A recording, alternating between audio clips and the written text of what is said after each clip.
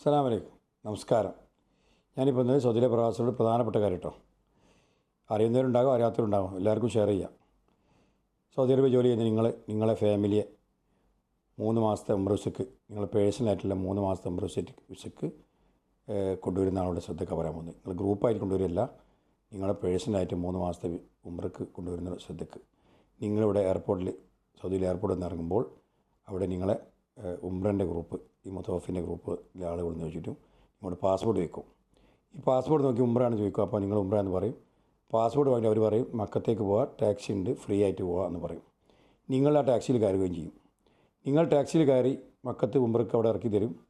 പിന്നെ 1-2 മാസമോ ഒക്കെ കഴിഞ്ഞതിന് ശേഷം നിങ്ങൾ ഏത് ട്രാവൽസിൽ നിന്നാണ് നിങ്ങൾ നിങ്ങൾ ഉംറ അടിച്ചു വന്നത്, ആ ട്രാവൽസിൽ നിങ്ങൾക്ക് ഇൻവോയ്സ് നിങ്ങൾക്ക് വിട്ടുതരും.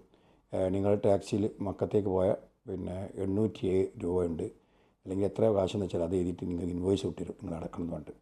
നിങ്ങൾ പറയും നിങ്ങൾക്ക് ഫ്രീ ആണെന്നുള്ള, അവർ പറയും നിങ്ങൾക്ക് കയറുന്ന സമയത്ത് പറയും ഫ്രീ ആയിട്ടാണ് കൊണ്ടുപോകണമെന്ന് പറയും.